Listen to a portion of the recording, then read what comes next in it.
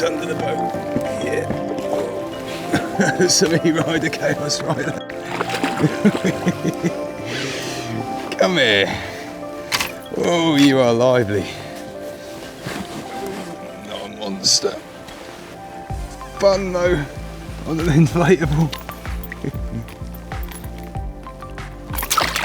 Oh, not quite ready for that yet. Come on. Oh, there we go. Oh. First one of the session on the E-Rider.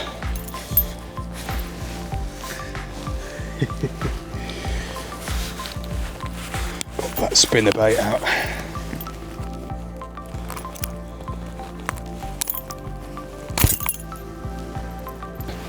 There we go. Lovely fighting fit little pike. This one took the Bush spinnerbait. Hopefully there'll be a few more of these kicking around here. So we'll let this guy go. Well, what a gorgeous estate lake down here in Shropshire. A fantastic place, about 7 acres, beautiful tree lining. Very, very difficult to get to some of these areas that look like they're going to hold pike. We did have a go. We did manage a few bumps, but overall I found myself having to cast a long distance along the margin, whereas with this E-Rider I can get right into the banks and cast into all the cover and hopefully pinch a few pike that way. Unfortunately we had a ton of rainfall, and this usually beautifully clear lake has turned into a bit of a muddy soup, so I've just whacked on a spinnerbait, something with a bit of flash and vibe, managed to fish already, and hopefully we'll manage a few more before the day's out.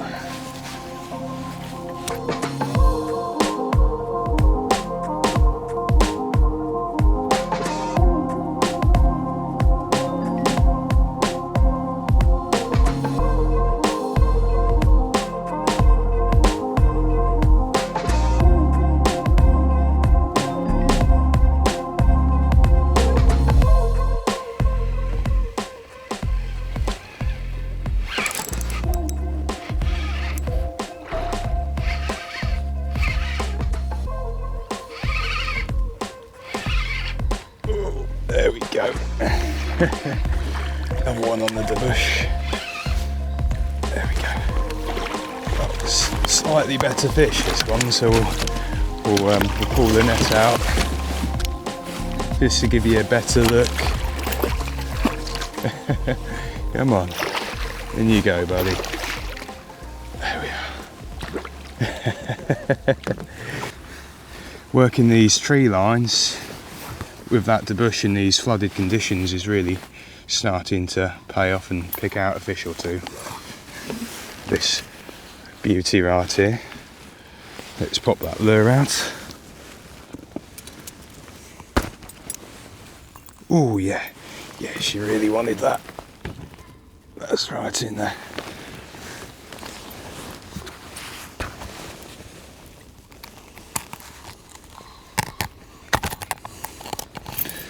Ooh. Let's give her a quick dunk. There we go. Beautiful fish. Took the Bush spinnerbait. To be honest, I don't think I'd have caught this one without the E-Rider. It's come in really handy this morning to get under the trees that you just can't get to from the bank, and yeah, today it's certainly proved invaluable for this sort of fishing. There we go.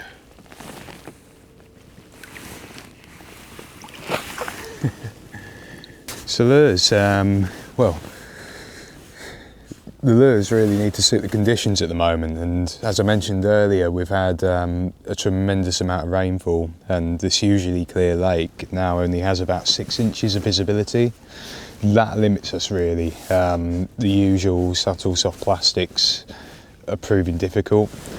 We managed a fish on the faithful redhead white herring shad with a rattle in the tail. And that sort of pattern will work if you can put it right past the fish's face. But for the most part, we're going for things with the maximum amount of visual appeal and the maximum amount of vibration. So the one that's been doing the trick today has been the small Bush spinnerbait. And I've got some larger sizes of that as well. Now these things, you can really vary the depth. You can run them almost along the bottom, or you can buzz them quite high up in the water. And you've got these two blades which flash and vibrate away. When the conditions are tough like this, they'll often buy you a bite. We have got some hard baits as well, so we've got some big rattly jerk baits and crankbaits, like the new 3D smelt here. Very bright colour, heavy rattle set inside it.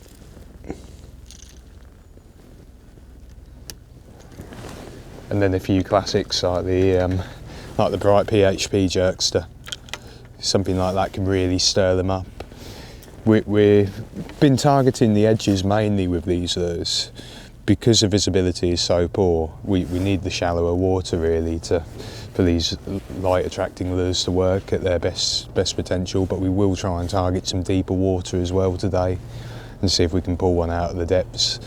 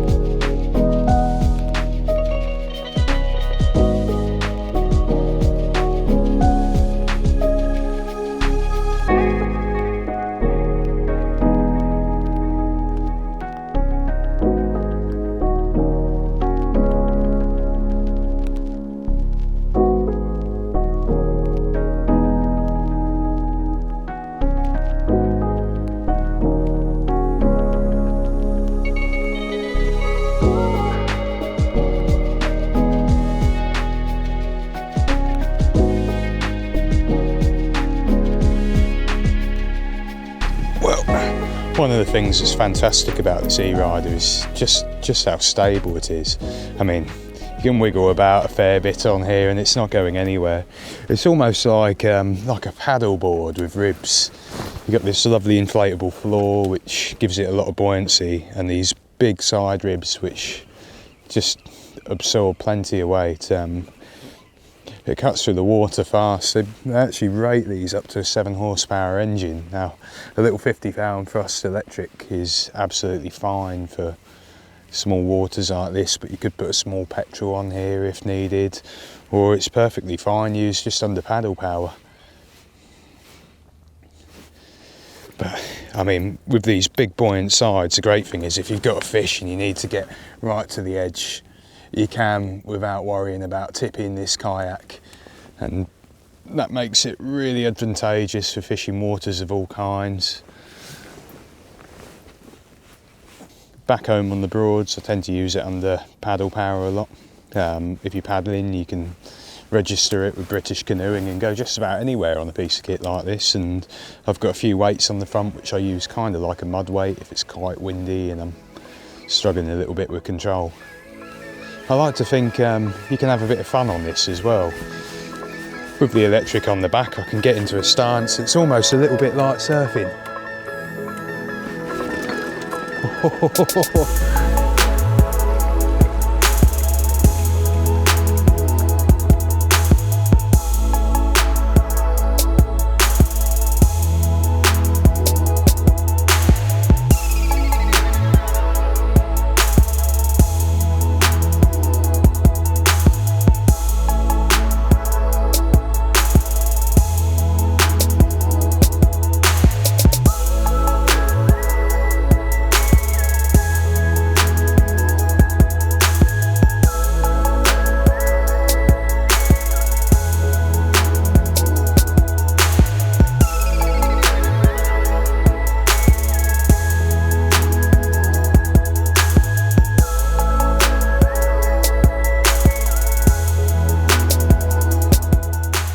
There we go.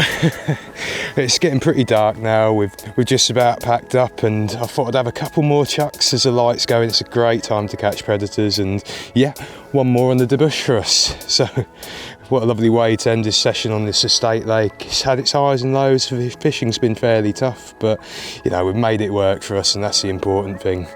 Now let's slip this one back and say goodbye to this beautiful venue.